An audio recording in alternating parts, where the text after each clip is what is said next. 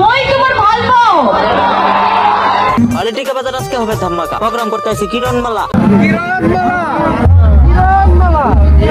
তো চলেন গল্পটা শুরু থেকে প্রথম করি। ও নো সরি প্রথমটা শুরু করি। তো গাইস খবরটা ইতিমধ্যে সবাই জানে, লক্ষ্মীপুর জেলা বালিটিকা বাজারে কিরণমালা এসে প্রোগ্রাম করতে, আর সেই সুযোগে আমি এলাম ব্লগ করতে। তো কিরণমালা কিভাবে বালিটিকা এলো সেটাও দেখাবো ব্লগের মাধ্যমে। তো গাইস এখানে শুধু কিরণমালাই দেখিনি, আর দেখলাম হাজার হাজার দোকান। এখানে হলো টিঙ্গের বাউন্ডারির ভিতরে স্টেজ প্রোগ্রাম। তো গাইস যে কিরণমালা সিরিয়াল টিভিতে দেখতাম, সেই কিরণমালা আজকে আছে আসাম। তো গাইস কিরণমালা এখনো বালিটিকা বাজারে আইসা পাই নাই, তাই জন্য আমরা বাইরে ঘুরতে লাগলাম।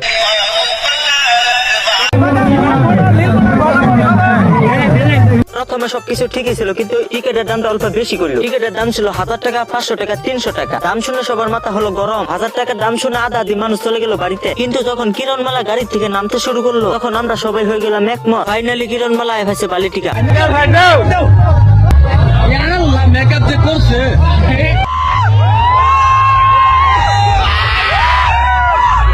তোমার প্রেমে এমন জুড়ে স্বপ্নেরা ভিড় করে।